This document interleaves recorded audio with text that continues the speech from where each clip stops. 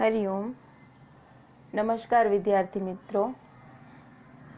મારા તરફથી આપને તથા આપના પરિવારના સર્વેને દિવાળીની તેમજ નવા વર્ષની ખૂબ ખૂબ શુભકામનાઓ.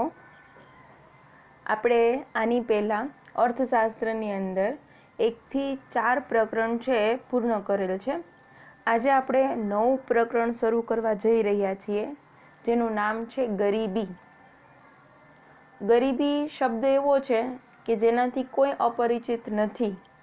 આપણે અત્યાર સુધી જેટલું પણ અભ્યાસ કરેલો છે, જેટલું ભણ્યા છીએ, એમાં ક્યાંક ને ક્યાંક ગરીબી શબ્દનો પ્રયોગ થયેલો હોય. એટલે સામાન્ય રીતે આપણને ગરીબી શું છે એ ખ્યાલ છે. ગરીબી સમજવું એ આપણા માટે આમ જુઓ તો અઘરું નથી, પરંતુ અહીં અર્થશાસ્ત્રની અંદર ગરીબી છે એનો વિશેષ અર્થ આપેલો છે, જેના વિશે આપણે માહિતી મેળવવાના છીએ. આ પ્રકરણના મુખ્ય મુદ્દાઓની વાત કરીએ તો સૌપ્રથમ આપણે ગરીબીનો અર્થ જોવાનો છે, જેમાં ખાસ કરીને પરંપરાગત ગરીબીનો અર્થ એટલે કે આવક ગરીબી અને ગરીબીનો આધુનિક અર્થ એટલે કે બિન આવક ગરીબી એ ખાસ જોવાનું છે. ત્યાર પછી ગરીબીનું સ્વરૂપ, જેમાં નિરપેક્ષ ગરીબી, સાપેક્ષ ગરીબી. ત્યાર પછી ગરીબીના નિર્દેશકો એટલે કઈ એવી બાબતો છે કે જેના દ્વારા આપણને ખ્યાલ આવે કે વ્યક્તિનો સમૂહ છે એ ગરીબ છે. એટલે એવા અલગ અલગ ગરીબીના 11 નિર્દેશકો છે જે જોવાના છે. ત્યાર પછી ગરીબીનો કારણો જોવાના છે કે કયા કારણોથી દેશની અંદર ગરીબી આટલી બધી જોવા મળે. તો એમાં ઐતિહાસિક કારણો, ગ્રામીણ ગરીબીના કારણો, આર્થિક કારણો, ત્યાર પછી સામાજિક કારણો, આમ અન્ય કારણો, આમ અલગ અલગ કારણો વિશે આપણે માહિતી મેળવવાની છે. ત્યાર પછી આ કારણોનો અભ્યાસ કર્યા પછી ગરીબી ઘટાડવા માટે આપણે શું કરી શકીએ, એટલે કે ગરીબી ઘટાડવા માટેના ઉપાયો. ત્યાર પછી ગરીબી ઘટાડવા માટેની ખાસ રોજગારલક્ષી કાર્યક્રમો ઉપાયોમાં, એટલે કે આ કાર્યક્રમો છે એ ખાસ કરવાના છે કે ભાઈ સરકાર દ્વારા ગરીબી ઘટાડવા માટે કેવા કેવા કાર્યક્રમો છે એ ઘડવામાં આવેલા. આ પાઠની અંદર 30% કોર્સ જે લેસ કરેલ છે એમાંથી અમુક પોઈન્ટ છે એ બાકાત રાખેલા છે, જે તે સમયે આપણે મુદ્દામાં આવશે ત્યારે તેના વિશે આપણે માહિતી હું આપી દઈશ. અત્યારે આપણે આ પાઠની શરૂઆત કરીએ તો સૌપ્રથમ આવે છે પ્રસ્તાવના.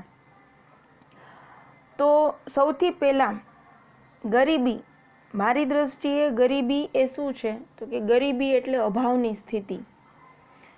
કોઈ પણ વ્યક્તિ કે વ્યક્તિનો સમૂહ એટલે કે સમાજની અંદર કોઈ વ્યક્તિને પાયાની લઘુત્તમ જરૂરિયાત ન મળે એટલે એને ગરીબ કહેવાય. એટલે કે પ્રાથમિક જરૂરિયાત જેની ના સંતોષાય એ ગરીબ કહેવાય. હવે આ પ્રાથમિક જરૂરિયાતમાં પ્રથમ આવે રોટી, કપડાં અને મકાન. એટલે રોટી સૌથી પ્રથમ, એટલે કે ખોરાકની જરૂરિયાત, કપડાની જરૂરિયાત અને ત્યાર પછી મકાનની જરૂરિયાત. આ જેને પૂરતા પ્રમાણમાં, જોઈએ એટલા પ્રમાણમાં ન મળે તો એને ગરીબી કહેવાય. હવે આપણે પ્રસ્તાવનાની અંદર જોઈએ તો ગરીબી અર્થતંત્રમાં પ્રવર્તતી એવી પરિસ્થિતિ છે જેમાં સમાજનો એક વર્ગ પોતાની પાયાની લઘુત્તમ જરૂરિયાત પણ સંતોષી શકતો નથી. મોટા ભાગના વિકાસમાન દેશો કે જ્યાં માથાદીઠ આવકનું નીચું પ્રમાણ, આવકની અસમાન વહેંચણી જોવા મળે છે, ત્યાં વસ્તીનો મોટો ભાગ કે જે ગરીબ છે તે સારું જીવન જીવવા જરૂરી પાયાની લઘુત્તમ જરૂરિયાતો જેવી કે પૂરતો પોષક આહાર, કપડાં, સારું રહેઠાણ. જોયું, આહાર, કપડાં, સારું રહેઠાણ એટલે રોટી, કપડાં અને મકાન. આ 3 વસ્તુ જેને પ્રાપ્ત ન થાય એવી વ્યક્તિને ગરીબ કહેવાય. અહીં એવી વાત કરેલી છે કે ભાઈ સમાજનો એક વર્ગ છે એને લઘુત્તમ પાયાની જરૂરિયાત મળતી નથી. મોટા ભાગના જે વિકાસમાન દેશો, વિકાસશીલ દેશો એટલે કે ભારત જેવા દેશ કે જે હજી વિકાસ કરી રહ્યા છે, ત્યાં જોવા મળે માથાદીઠ આવકનું કેવું પ્રમાણ નીચું, આવકની વહેંચણી અસમાન અને વસ્તીનો મોટો એવો ભાગ મોટો એવો ભાગ ગરીબ હોય કે જેને સારું જીવન જીવવા માટે પાયાની લઘુત્તમ જરૂરિયાતો જેવી કે આહાર, કપડાં, સારું રહેઠાણ પ્રાપ્ત કરી શકતી નથી. અને બીજી તરફ એવો વર્ગ જોવા મળે કે જે ઓછો હોય, બરાબર, છતાં તે સાધન સંપન્ન હોય. એટલે તો બીજી તરફ ધનિક અને સાધન સંપન્ન વર્ગ ઊંચી આવક સાથે ઊંચું જીવન ધોરણ જીવતા હોય છે.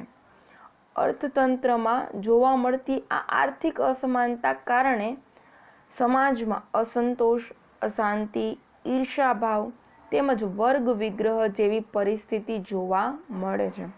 અહીં વાત કરેલી છે કે વિકાસમાન દેશોની અંદર માથાદીઠ આવક નીચી હોય, આવકની અસમાન વહેંચણી કરેલી હોય અને સમાજનો મોટો એવો ભાગ કે જે ગરીબ હોય અને એને પાયાની જરૂરિયાત રોટી, કપડાં, મકાને મળતું નથી. અને બીજી તરફ એવો ધનિક વર્ગ હોય કે જે સાધન સંપન્ન હોય, એની પાસે બધું હોય અને ઊંચી આવક હોય અને ઊંચામાં ઊંચું જીવન ધોરણ હોય, બરાબર. આવા બે વર્ગ છે એ જોવા મળે. આવા બે પ્રકારના વર્ગ વિગ્રહ થવાના કારણે અર્થતંત્રની અંદર આર્થિક અસમાનતા થાય, એટલે કે નાણાકીય રીતે અસમાનતા જોવા મળે, જેના કારણે સમાજની અંદર લોકોમાં અસંતોષ, અશાંતિ, ઈર્ષાભાવ છે એ જન્મે છે અને વર્ગ વિગ્રહ થાય છે. એટલે ધનિક વર્ગ સાથે ગરીબ વર્ગ કે મધ્યમ વર્ગની વ્યક્તિ ના ભળી શકે. મધ્યમ વર્ગ અને ગરીબ વર્ગ છે એ અધનિક વર્ગ એમાં ના ભળી શકે. આમ વર્ગ વિગ્રહ છે એ જોવા મળે છે. માનવ વિકાસ અહેવાલ 1997 મુજબ આર્થિક વિકાસ તે સાધન છે અને માનવ વિકાસ તે ધ્યેય છે. માનવ વિકાસ અહેવાલ, માનવ વિકાસનો જે અહેવાલ આપણે HDI બીજા ચેપ્ટરની અંદર માહિતી મેળવી, એમાં એવું છે કે આ જે માનવ વિકાસ આંક છે એ એવા પ્રકારનો આંક છે કે ભાઈ કોઈ પણ વ્યક્તિ જ્યારે વિકાસ કરે, માનવનો ખુદનો, મનુષ્યનો ખુદનો વિકાસ થાય એ એનો અંતિમ ધ્યેય હોય.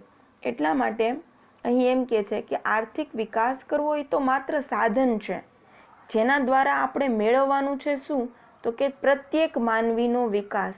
એટલા માટે દરેક વ્યક્તિ છે એનો વિકાસ કરવા માટે આપણે દરેક વ્યક્તિની ગરીબી છે એ દૂર કરવી જોઈએ. આથી આર્થિક વિકાસ સાથે ગરીબીમાં પણ ઝડપથી ઘટાડો થાય તે અપેક્ષિત છે. જ્યાં સુધી સમાજમાંથી આવકની અસમાનતા અને ગરીબીમાં ઘટાડો ન થાય ત્યાં સુધી આર્થિક વિકાસ સાચા અર્થમાં વિકાસ કહી શકાય નહીં. આ સંદર્ભમાં ભારતમાં આયોજન કાળ દરમિયાન ગરીબી નાબૂદીના ધ્યેયને આયોજનના એક મહત્વના ધ્યેય તરીકે પણ સ્વીકાર્યો છે. ખાસ કરીને 5મી પંચવર્ષીય યોજના અને તે પછીની પંચવર્ષીય યોજનાઓમાં ગરીબી નાબૂદી માટેની વ્યૂહરચના હેઠળ ખાસ કાર્યક્રમો અને આયોજનો છે એ શરૂ કરવામાં આવેલા, પરંતુ ગરીબીના લક્ષ્યાંક મુજબનો ઘટાડો કરી શક્યા નહીં. ભારત દેશની અંદર ઘણી બધી ગરીબી છે એ જોવા મળી છે, બરાબર. આયોજન કાળથી જ્યારથી પંચવર્ષીય યોજનાનું નિર્માણ કરવામાં આવેલું ત્યારથી જ ગરીબી ઘટાડવા માટે, નાબૂદ કરવા માટે વિવિધ કાર્યક્રમો છે એ કરવામાં આવેલા. ખાસ કરીને 5મી પંચવર્ષીય યોજના પછી તો વિશેષ પ્રયત્ન કરવામાં આવેલા, ખાસ કાર્યક્રમો ઘડવામાં આવેલા કે જેના દ્વારા વ્યક્તિને રોજગારી મળે અને તે વ્યક્તિ છે એ પોતાનો વિકાસ કરીને ગરીબી ઘટાડી શકે.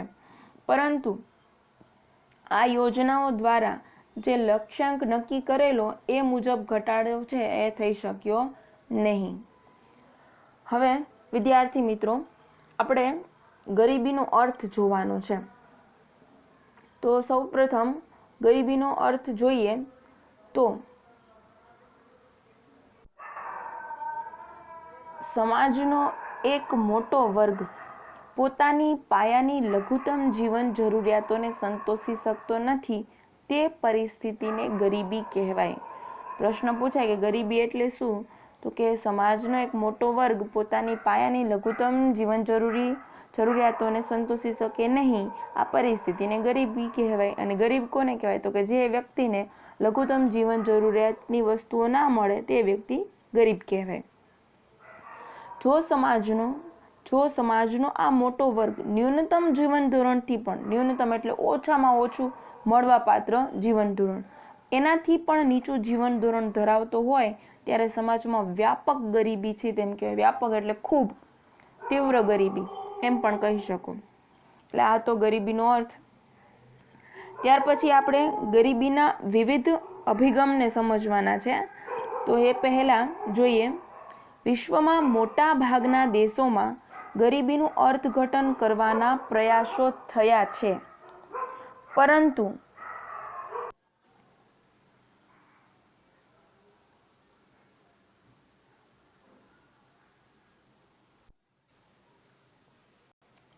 વિદ્યાર્થી મિત્રો, બે મહત્વના પ્રશ્નોમાં એક પ્રશ્ન છે ગરીબીનો આવક અભિગમ સમજાવો, જે સ્વાધ્યાયના પ્રશ્નોમાં આપેલું છે.